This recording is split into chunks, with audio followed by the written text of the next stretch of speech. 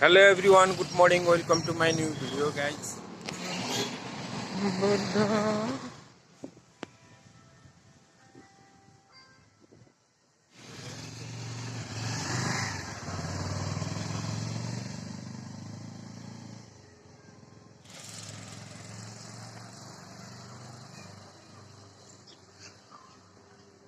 यार को टीका हो क्या हो? Hello everyone, good morning, welcome to my new video guys. म चाहिँ अहिले ठ्याक्कै मदरल्यान्ड उच्चमा आइरहेको छु पोखरा। आज चाहिँ सकेसम्म हेरौँ यताको मेरलाङ हुँदै सारङकोटसम्म जाउँ भन्ने प्लान हो।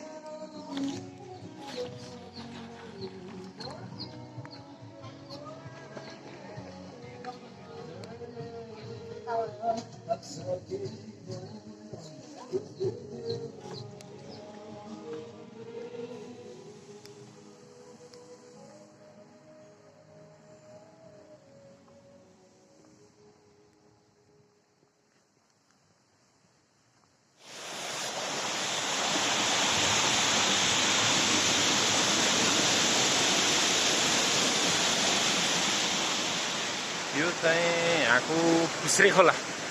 Welcome to my new video guys. म चाहिँ अहिले ठ्याक्कै यो रानी वनमनिर छु है।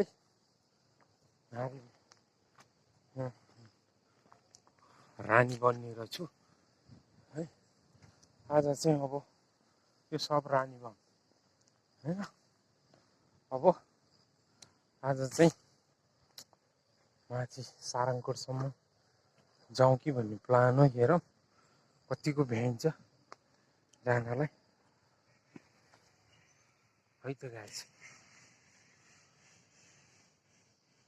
खाना साना खाएर निस्केको गाइज। अब माथि सारङकोटतिर जाने भनेर अब हेरौँ कहाँसम्म पनि सन्चै छु गाइज। तपाईँहरू पनि सन्चै आरामै हुनुहुन्छ होला। के छ तपाईँहरूको हालखबर? यस्तै छ है। हाम्रो त यता यस्तै छ, जङ्गलतिर वन पालेको काम गरिरहेछ। वन जङ्गलमा हिँड्ने डुल्ने होइन। कहिले चितवनको जङ्गलमा, कहिले पोखराको जङ्गलमा होइन। यस्तै हो। त्यही हो गाइज। अब मजाले खुसीमा पनि स्माइल होइन, सुखमा पनि स्माइल, दुःखमा पनि स्माइल। तर लामखुट्टे लाग्छन् कि यतातिर, त्यही बोर लाग्छ। हिँड्दा हिँड्दै उडी उडी चुप्पा हानिदिन्छ क्या लामखुट्टेले। उडी उडी चुप्पा।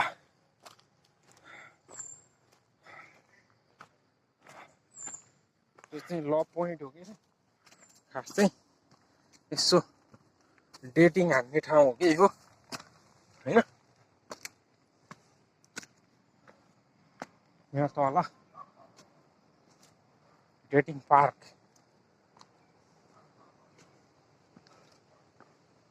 हाय हाय।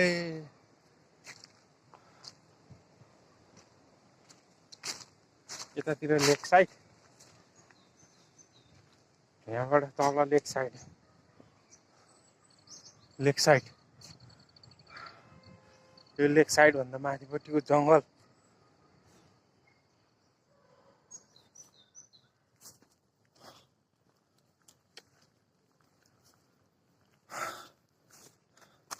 सारङकोट जान भनेर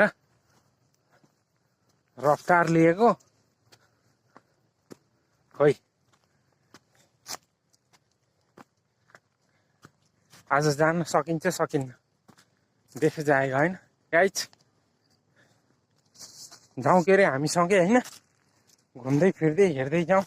सारङकोट जाने धेरै बाटाहरू छन् है।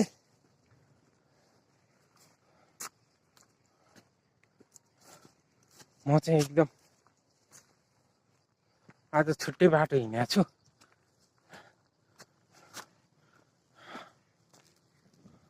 तलको लेक साइडबाट आउने बाटो यही। खरै खरले बनेको झोपडीको मेरो देश अहिले यी पक्की घरमा परिणत भएका छन्।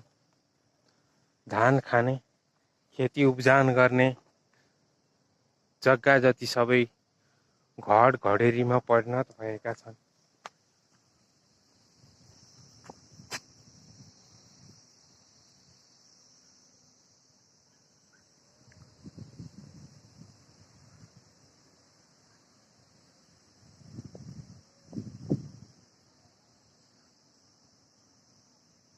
हेलो एभ्रिवान, नमस्ते।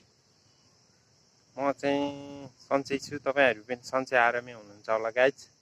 म चाहिँ अहिले ठ्याक्कै यो लेक साइड भन्दा माथिपट्टिको यो रानीवनमा छु। यहाँ तलपट्टि पोखरा देखिरहेछ, अलिअलि देखिरहेछ,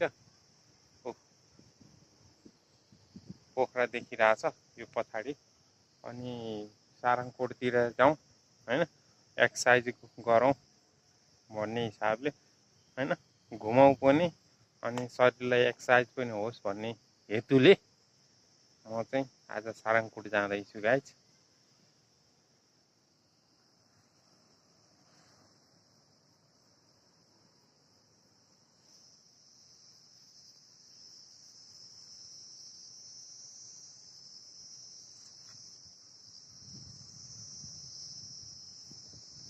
गर्मी छ अन्जेल मेरो एकदम बेस्ट ठाउँ हो यो।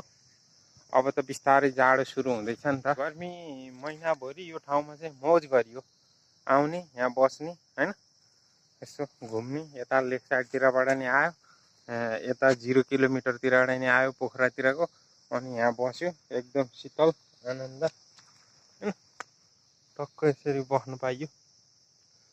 त्यही हो गाइज, अब सारङकोट जाउँ भनेर हिँडेको। अब कस्तो हुन्छ हेरौँ। अब यहाँ चाहिँ कस्तो आनन्द हुन्छ के, शीतल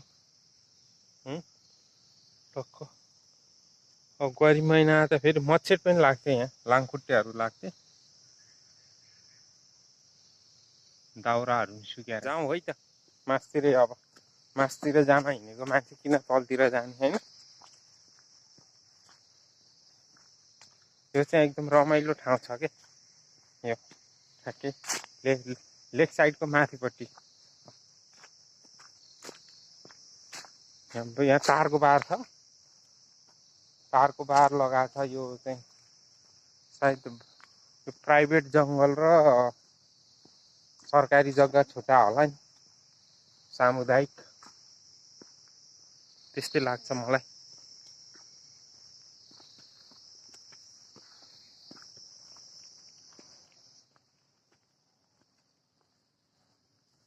गालो पनि ठुल्ठुला भएछन् हैन, एकदम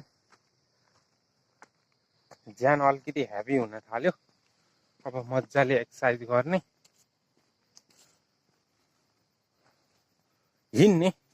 हिँड्दाखेरि जति एक्सर्साइज हुन्छ हैन, हुन्छ। त्यही हो उद्देश्य। आज चाहिँ 5-6 घन्टा जति मजाले फुट पैदल हिँड्छु, ट्रेकिङको टाइपमा मजाले हिँड्दै गइन्छ। यस्तो छ है त, ठाडै बाटो मान्छेलाई यही बाटो उकालोमा त हिँड्न सजिलो हुन्छ हैन, त्यो थाहा भएकै कुरो। कस्तो रक चट्टानहरू छन्।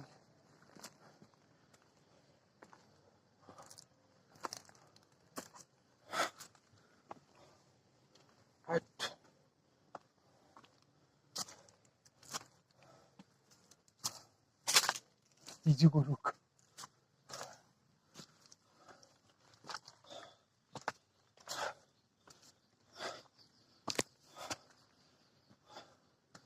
माथि डाँडामा आइपुगेँ म चाहिँ। अब यतातिरको भ्यू हेरौँ है त।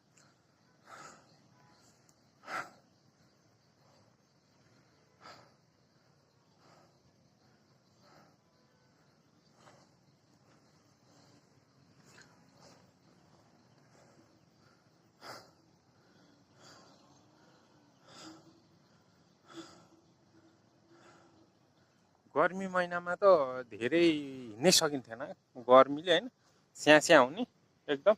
यहाँ आइपुग्दाखेरि पनि धेरै स्यास्या हुने। अहिले यो पछाडिको लेक साइड घरि देखिन्छ घरि देखिन्न।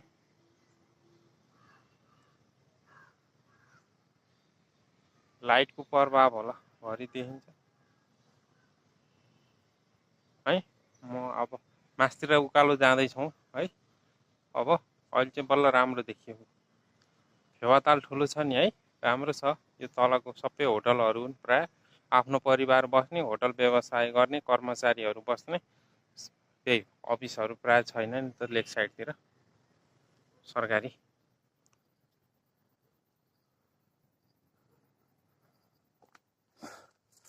दर्शकबिन गर्मी हदै बढ्यो भन्छन्, रिस हामीलाई।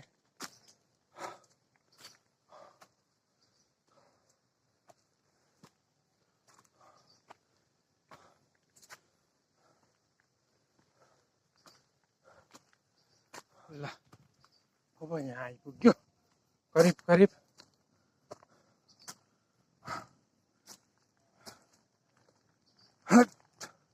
हामी उकालोमै छौँ है।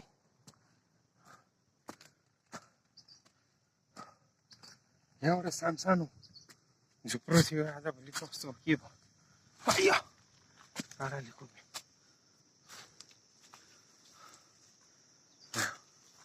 तलबाट हेर्दाखेरि देखिने